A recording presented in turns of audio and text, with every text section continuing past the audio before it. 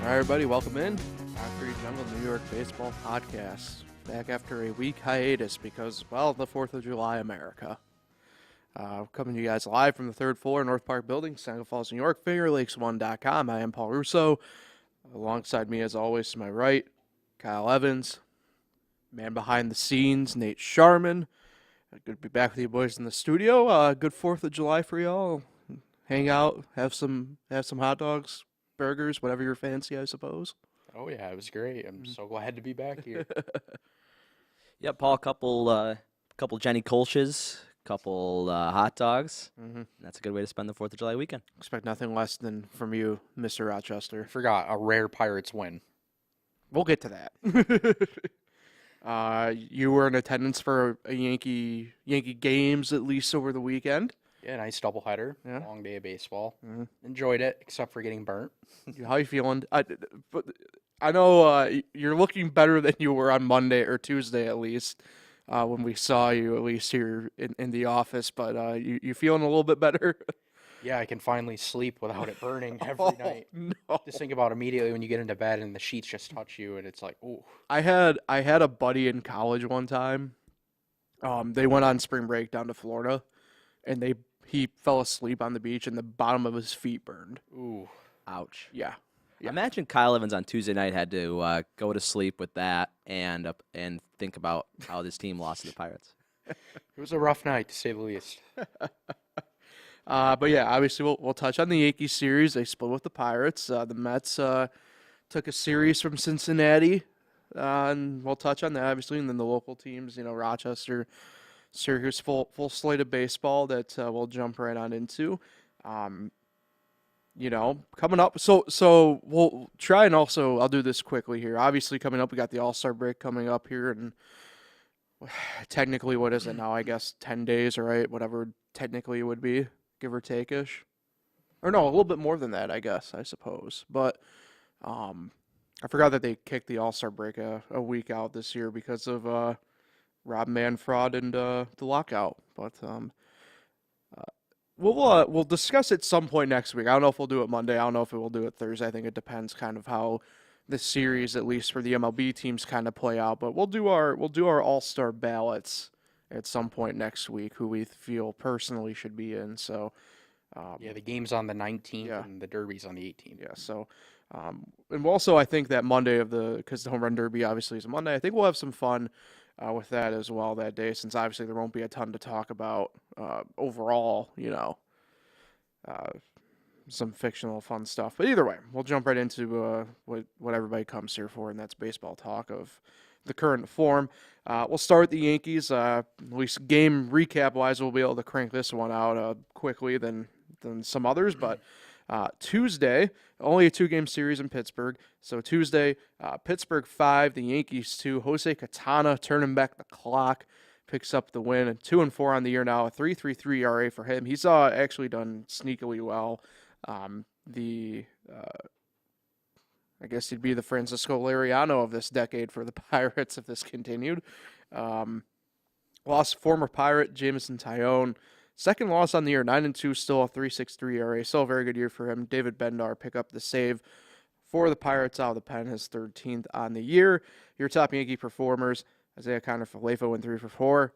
Double and a run scored. Matt Carpenter, 2 for 4 and an RBI. And Gleyber Torres, 2 for 3. Double, a run scored, and a walk. So the Yankee bats has kind of got going a little bit, I wouldn't say too little, too late type deal. But, I guess, again, if there's any solace in this or anything to really pull away from the Yankees side of things, right? Taillon didn't pitch incredibly awful, at least in my mind. Obviously, it wasn't an A+ star by any means, but I wouldn't really degrade it down to, say, like a D or an F or anything like that. Just kind of like one of those starts where, you're not on your best, but you're not at your worst. You're just kind of stuck in the middle somewhere, and it's kind of hard to get out of it. But, again, some of these guys, and again, this was nice to see kind of, I guess, a little bit, with yesterday's game, but, Tuesday's game, the bigger bats kind of fell quiet a little bit. There was a bit of a lineup shakeup, and we'll touch on that in a little bit.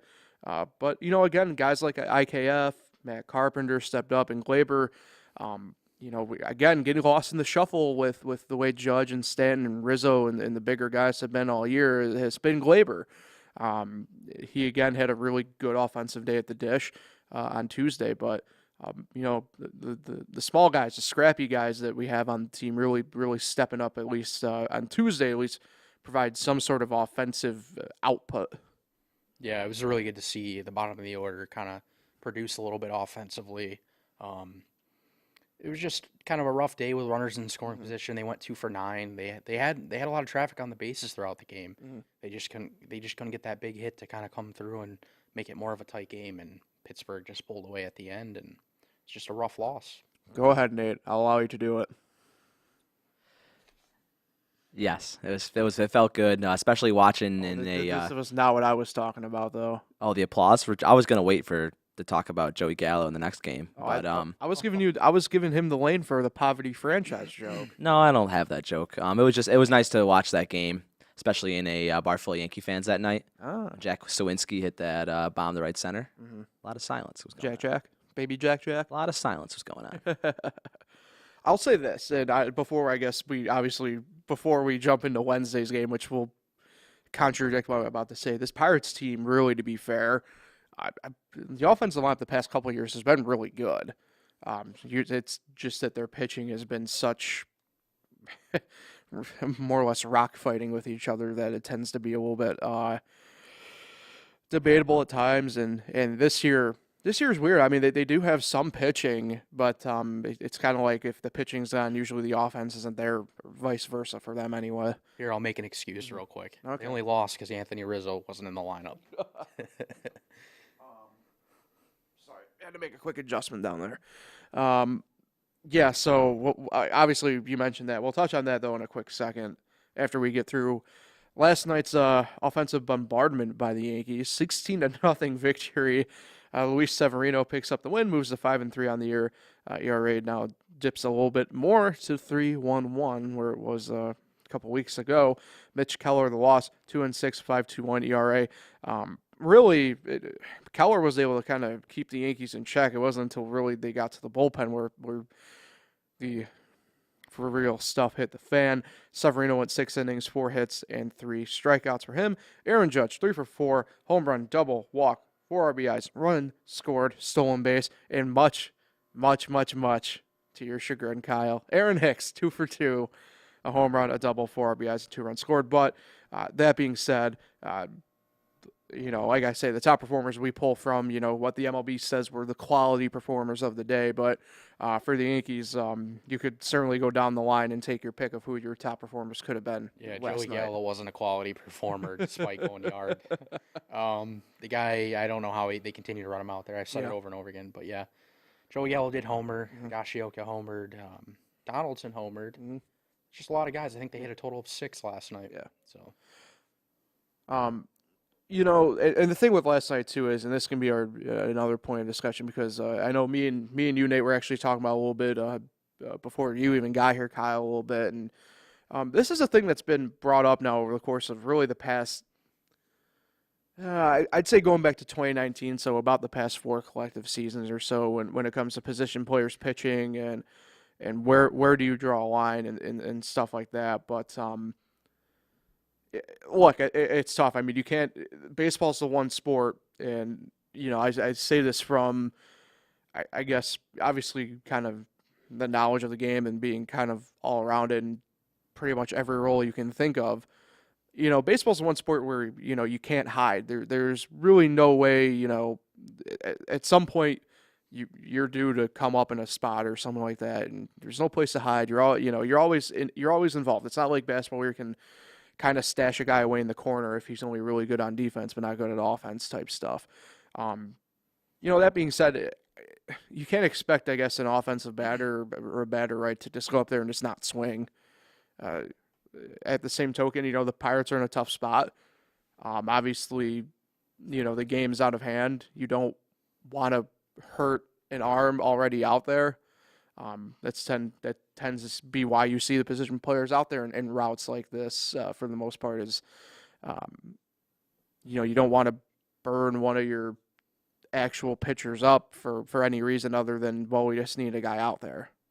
Yeah, and it's embarrassing if they were to just stand in the box and strike out. Right. You still got to compete. Yeah.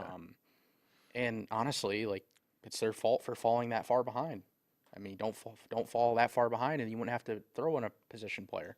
So that's just my thoughts. I love when teams just continue to pile it on. I don't like how Tony La Russa complains about it all the time. Well, he's he's losing grip of reality itself anyway. So yeah, if I'm managing, I'm telling my guys keep swinging it. Let's put up 20. All right. Yeah. Yeah, especially if you're Aaron Hicks last night. You're a guy that doesn't hit a lot of home runs, so you get an opportunity there with 3 guys on and a ball you can swing at and hit far. I don't blame him one bit. Yeah, I do want to go back again because you brought up a point. Obviously, with Gallo hitting a home run and it's not top performance, and you're right. But news kind of trickled out. I don't know if it was completely.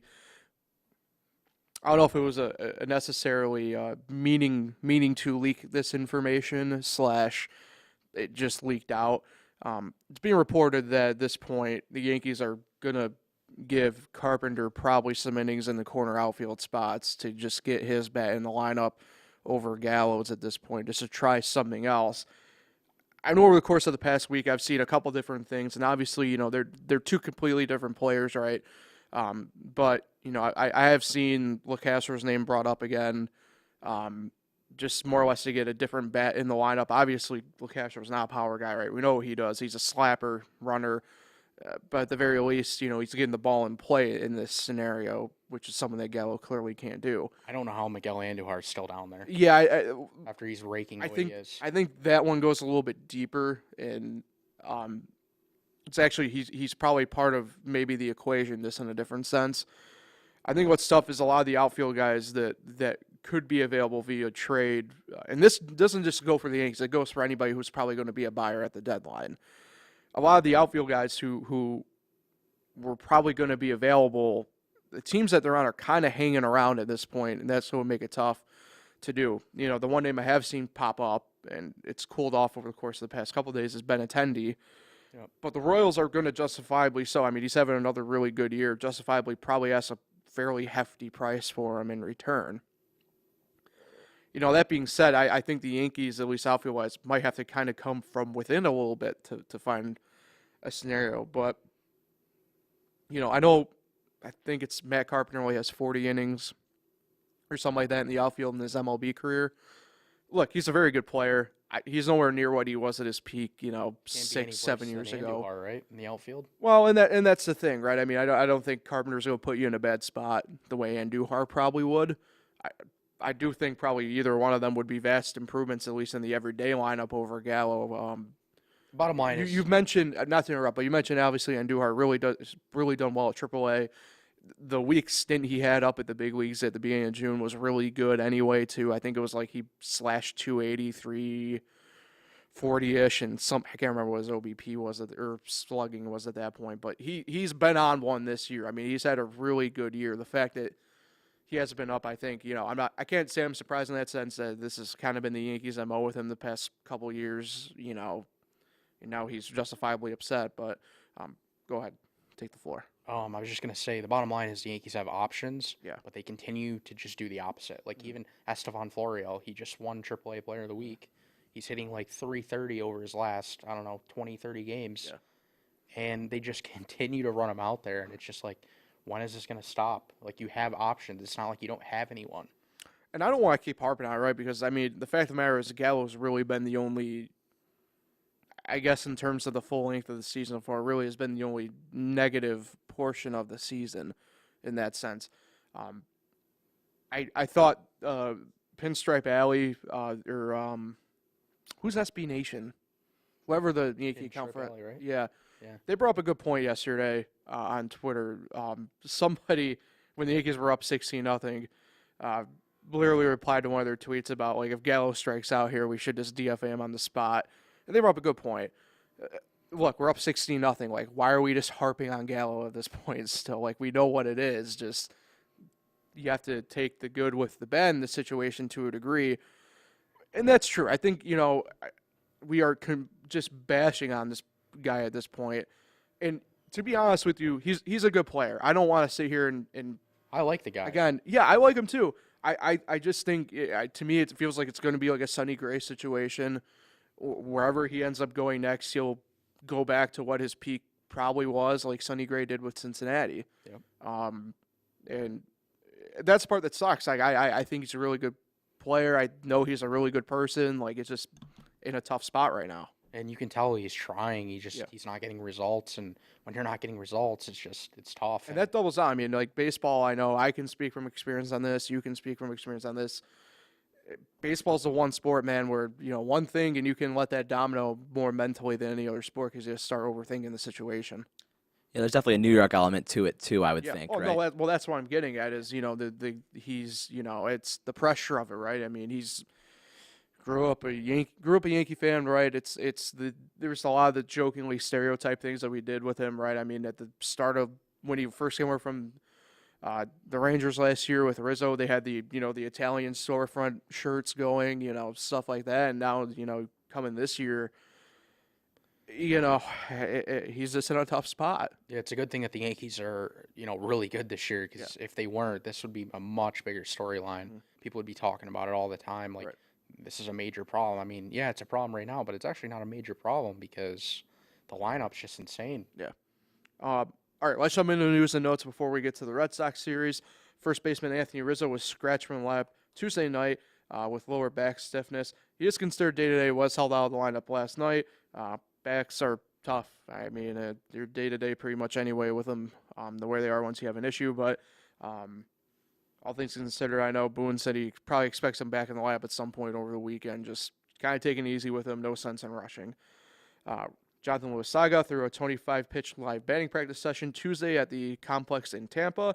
He is scheduled to begin his rehab assignment with Single A Tampa over the weekend on Saturday. Random pitcher Ron. Here's the thing with Ron's name. Every time I say it over at my desk, I get it right. When I say it in front of a mic, I butcher it. Marinaccio. His dealing with dead arm. Kyle, I'll toss to you for the explanation of what dead arm is. Dead arm just means, I don't know, your arm, to me, when I was pitching, my arm just felt heavy. Like it's just not loose. So that's kind of what it is. So he's been placed on the injured list. No exact timetable for him to return. Hope this will kind of build back the strength back up a little bit for him there. Domingo Germán threw 4 more innings for AA Somerset over the weekend on Sunday. Gave up an earned run, 2 hits, and 3 strikeouts over 4 innings. Is expected to have at least one more rehab start, whether it's with Somerset or Scranton remains to be seen. Zach Britton also returned to the spring training complex in Tampa over the weekend on Sunday to continue rehabbing. His timetable is starting to get a little bit more clear. The Yankees expect him back at some point in September as we stand right now. Names that we haven't heard in a while. Right-hand pitcher Steven Ridings still has not thrown since being placed on the 60-day injured list back on April 5th. Surgery still isn't an option on his right shoulder. Still playing a little bit of a waiting game with him. Catcher Ben Rodvet has begun taking live batting practice and catching live bullpen sessions. So we get to see if he is an actual person or not, hopefully sooner than later. I think the plan with him is as long as he does a couple more successful ones, the rehab assignment should start. The Yankees lost that trade. They really did. I don't like it. I mean, even if this guy gets healthy, is he really going to play? Right. Well, yeah. And look at Josh Donaldson. Yeah. Struggling. Besides his homer last night. True. Look at Gio Urshela just raking. Yeah. Look at Gary. Gary's hitting. True. Yeah. Can't argue that. I don't know. Just never liked the trade to begin with. Manny Bonuelos was traded to the Pittsburgh Pirates for everybody's favorite player, cash considerations. Gave up a grand slam last night. Yeah. Aaron Judge. Miguel Castro activated off the restricted list, which means that Yankee legend Ryan Weber has been designated for assignment. Oh, he's got a rough life. And left-hand pitcher J.P. Sears has been recalled from AAA Scranton. So that's all your big news and notes for the Yankees. A big list, obviously. For the Yankees, coming up, 4 games at Boston starting tonight. The Red Sox sit at 45-37, second in the American League East, 14 games back. That's why I'm laughing. 14 games back. So this should be an interesting one. Scheduled starters tonight, a 7:10 first pitch. And yes, Garrett Cole, 7-2 on the year, a 2.99 ERA. He'll be going against Josh Winkowski, 3-2, a 3.12 ERA. Josh Winkowski, not a fan of Wrigley Field or baseball history. Friday, tomorrow night, 7:10 first pitch on Amazon Prime Video or, depending upon where you are, MLB Network. Fun fact. Good to know. Even though MLB Network won't work for me. Well, if you have a VPN. True. Wink, wink, if somebody would like to come sponsor. As you would say, Paul, that's a different discussion for a different podcast. Nestor Cortez tomorrow, 7-3 on the year, 2.44 ERA. This one is tentative for the Red Sox. Still technically TBA, but they did call up Cutter Crawford, 2-2 on the year, 5.04 ERA. If you look through the system of who it could be, it would be slated to be him. Saturday, 7:15 first pitch on Fox. Jordan Montgomery, 3-2 for the Yankees, 3.19 ERA. Again, this one is also a tentative schedule for the Red Sox. Austin Davis is their projected starter, 1-1, a 2.30 ERA. And on Sunday Night Baseball, 7:08 first pitch on ESPN, Jameson Taillon, 9-2 on the year, 3.32 ERA against Nick Pivetta, 8-6, 3.68 ERA. So every game's on a different network. That's interesting. Yeah. A lot of prime time slots as well. Don't know what to expect with this series. I expect at minimum a split. I don't think they sweep. 4 games, again, I harp on this all the time. 4-game sweeps are hard. I'm going to go 3-1, though. I think the Yankees take the series. I don't know exactly where they get the loss, but again, I mean, they just struggle to give like a guy like Montgomery run support. So I'd imagine one of those games, whether it's tomorrow night or Saturday, being the loss. Yeah, I'm going to say 3 or 4 as well. I hope it's not the Sunday night game that they lose. I'd rather have them lose like Thursday. Yeah. I don't want the entire world seeing the Yankees lose on Sunday night baseball. Yeah, and it should be added too, right? I mean, obviously, Chris Sale's rehabbing right now. He's coming back. I mean, these are some names for the Red Sox that you probably don't exactly recognize, right? I mean, obviously, Pivetta, a name that Yankee fans definitely, or baseball fans definitely recognize. Cutter Crawford, one of the Red Sox higher-end prospects within the past couple of years. I know he has too many innings, or I think it's innings for the prospect list. He's kind of exaggerated. He's expired on that just by the amount of innings he's had. Same with Winkowski at this point. He was a higher end for them, but guys that you'll probably keep hearing about in the next couple of years for the Red Sox that the Yankees should face this weekend. Let's move on to the Mets. The Mets, again, took 2 of 3 against Cincinnati, a pesky little red team that at one point was the hottest team in baseball for about 3 weeks, somehow, some way. Not anymore, though, obviously. On Monday night, the Mets took a 7-4 victory in Cincinnati over the Reds. Taijuan Walker picks up the win, 7-2, a 2.86 ERA. Loss goes to Hunter Green, 3-10 on the year now. 6.01 ERA. Seth Lugo picked up the save for the Mets. Walker went 6 innings, 4 hits, 3 earned, and 9 strikeouts. Francisco Lindor, 2 for 4, a home run. Got hit by a pitch, picked up a couple runs across the plate as well. And then Brandon Nimmo, 2 for 4, a home run, a walk, 3 RBIs, and runs scored. So Nimmo's a name that will be talked about again here coming up in just a minute. But Mets golf on a strong foot on Monday, July 4th. And, again, Taijuan Walker being a little bit of an unsung hero in that rotation. Yeah, Taijuan Walker's been so good this year. Like I've said over and over again, I don't know where they would be if they didn't have him this year, especially when their main guys were out with injuries. And, yeah, it was a good way to start the mini road trip, and the next night it wasn't so well. Yeah. Mentioned that Tuesday, 1-0 Met loss via walk-off. Hunter Strickland picked up the win for the Reds. Moves to 2-2, 5.20 ERA out of the bullpen for him. Same with Seth Lugo. He picked up the loss. His record, obviously, out of the bullpen, 1-2, 3.69 ERA. Big note, though, Max Scherzer comes back, officially active, goes 6 innings, no decision, only allowed 2 hits and 11 strikeouts. That's, I think, above and beyond what you probably could have hoped for in a first start back. And I wasn't just saying this just to say this last week. I said, does it really matter if Scherzer and DeGrom come back the way this offense has been? And, I mean, it showed right there. Like, yeah, bringing them back is great for the rotation, but if the offense doesn't give them run support, you're not going to win a game, and that happened. Yeah. I mean, I think in that, I think they had 4 total hits. Like they weren't even putting guys on base. yeah. I mean, in that one game sample, yeah, I would agree with you there. But I think the way the series was overall tells a little bit of a different story. But definitely agree at least with that sample size. Thank God they woke up late though last night. Also Tuesday quickly starting Marte 2 for 2, 2 walks and a stolen base, and Mark Hanna picked up 2 hits as well. So, but yeah, you mentioned an 8-3 Met victory last night. Adam Ottavino picks up the win out of the bullpen, 3-2, a 2.59 ERA, done really well so far. The Pens so far for them. Dari Moreta picks up the loss for Cincinnati. I don't know. I don't even know if I pronounced it right. I apologize if I didn't. 0-2, an 8.22 ERA. Top performers for the Mets. Brandon Nimmo, again, he's caught fire here over the course of the past couple weeks. 3 for 5. Home run, a hit by pitch, 3 RBIs, 3 runs scored. Pete Alonso went 4 for 5 with a double. And then Dom Smith, 2 for 5, a double RBI and 2 runs scored. So, really, you mentioned they came on late, but I do want to know, at the very least, this offense now is kind of coming back to, and it showed, I think, last night a little bit, kind of coming back to what they fully had at the start of the year. They're still minus a couple guys like, Jankowski's rehabbing, but by the time he comes back up, it'll probably be more of a role player type role, like he was kind of designated to have anyway. But Nimmo's coming on, McNeil's kind of trending in interesting spots overall, but Marte's stayed on pretty good. Alonso's come on pretty good here once again. Guys are kind of coming back, like I said. McCann's coming back as well.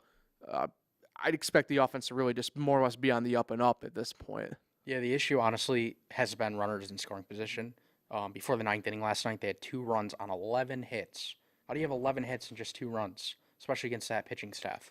So yeah, it's honestly just runners in scoring position. If they kind of figure that out, yeah, they're going to be back on track, and it was a good way to finish off the series and head back home. Yeah. Some news and notes for the Mets. Obviously, I mentioned guys coming back. Chris Bassett was placed on the COVID IL retroactive to last Friday. However, is expected to return to the team tomorrow and has cleared protocol. I mentioned him a little bit here. Travis Jankowski, the outfielder, has begun a rehab assignment with AAA Syracuse on Monday. Has been with the team all week. Guessing he'll probably be there at least through today, maybe even tomorrow, just to continue to get some at-bats and get going a little bit.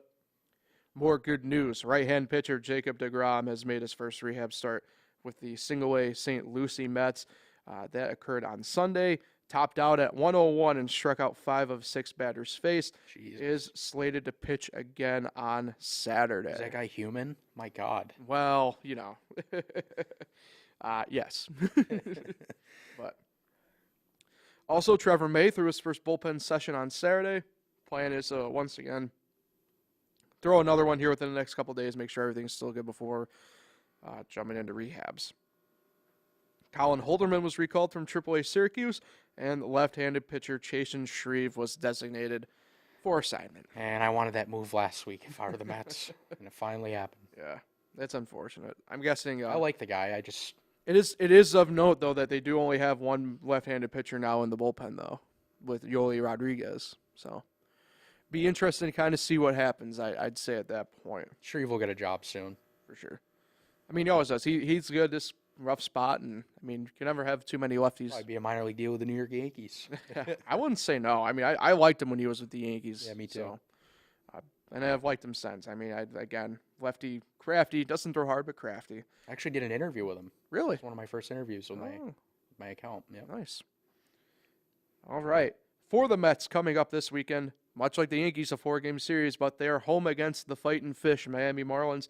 Tough guys. They're coming on strong again as of late. I've been mentioning them. They're 39-41, 4th in the NL East, but 11 games back.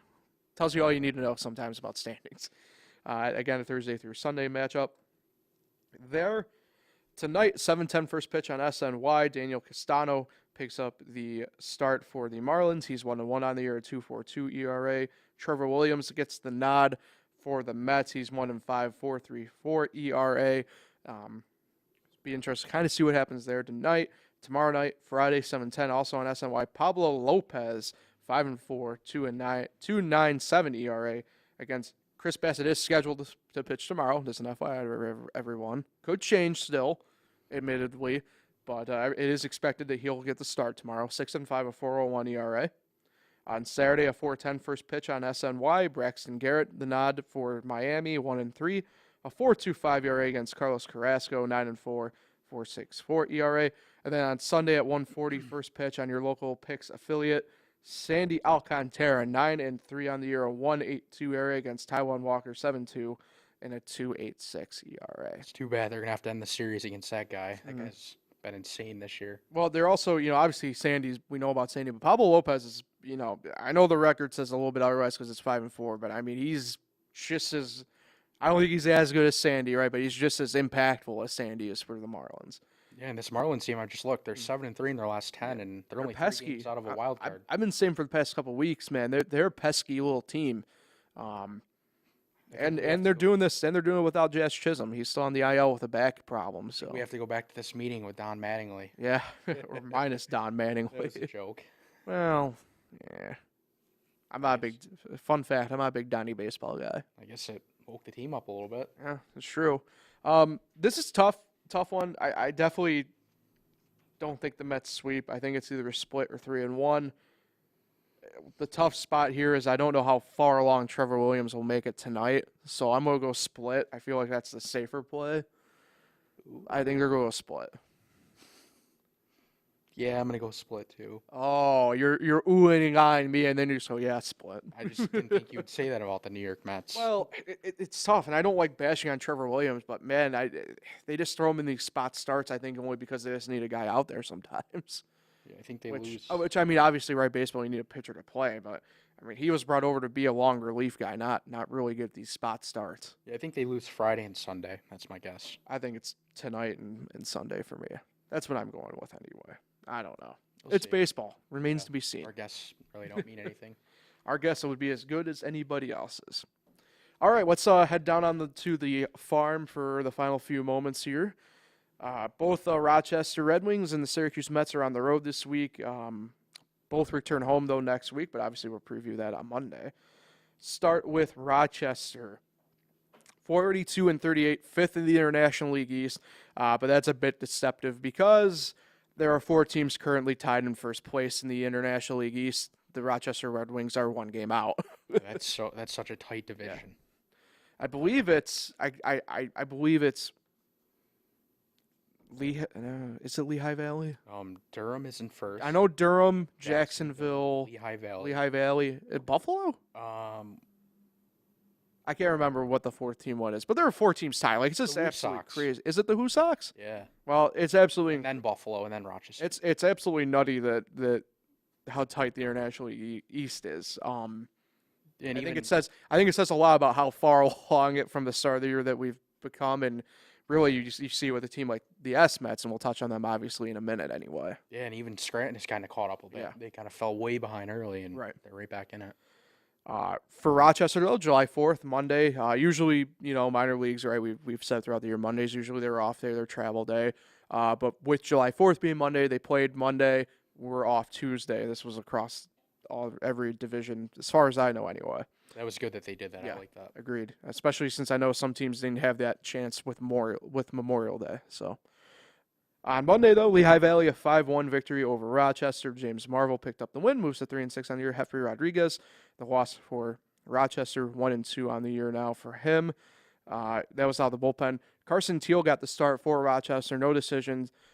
Went 4 innings, 3 hits, and earned run, 2 walks, and a K. So good start for him. Pitch count just got a little bit up. Kind of got, like I said, it's not like he got chased out there. Did a really quality start for him. Jake Knoll went 1 for 3 with an RBI. Josh Palacios went 1 for 4 with a run scored. So just a tough game out of the gate for Rochester. Like I said, I mean, Teal pitched well to get the game going. Just couldn't get anything really going beyond that. Yeah, even if he didn't allow, or even if he allowed just a run, I mean, or less than a run, the offense didn't really do a whole lot to kind of, get him a win. So Good news was, though, after the off day on Wednesday, yesterday, a nice 4-0 win for the Red Wings over the Iron Pigs. Cade Cavalli picks up the win, 4-3 on the year. Now, Kent Emanuel took the loss for Lehigh Valley, 0-1 on the year, his first decision. Your top performers, Cade Cavalli, 7 innings pitched, 2 hits, 7 Ks, no walks. More importantly, was perfect through 5 2/3 innings. He's a guy that we've talked about, plenty of times on here, and I think, I do think he's really starting to turn the corner. The past, obviously, it goes beyond saying what yesterday was. I mean, that's above a quality start. But he's been finally getting quality starts strung together, and hopefully takes the next, I guess, turn, which is really have, maybe not be perfect through 5 2/3 every game, right? But, start having just those really, really good games consecutively now. Yeah, he matched his season high with 7 innings, and he looked really good. He's had some very bad outings this year, and then some really good outings. It's just kind of consistency. I think his control sometimes is a bit off, and if he continues to pitch this well, I think he'll eventually get the call. Jake Knoll, 2 for 4, a double, home run, 3 RBIs total, and a run scored. Then Joey Meneses, the menace yesterday, 4 for 4, an RBI, a walk, and a run scored. So good to see, I guess, some of the bats really come alive, like I said, on yesterday. This Rochester team, again, and I'll bring this up of note here in a second, they've been dealing with a lot of roster, fluidity because, Washington's just trying out different guys now. Luis Garcia is probably going to be staying up with Washington the rest of the year at this point. He's gotten off to a really good start with them since the call-up at the beginning of the month, or, last month, I guess, rather. I forget that we're in July at this point. Like I said, prime example of this, catcher Trace Pereira was recalled by Washington, and catcher Riley Adams was optioned to Rochester. Pitcher Jordan Weems was recalled to Washington. With the condition of this back end of it was the fact that Hunter Harvey is on rehab assignment with Rochester. Guessing Weems will be back down once Harvey comes back from the rehab assignment. Starter tonight, 7:05 start for Rochester.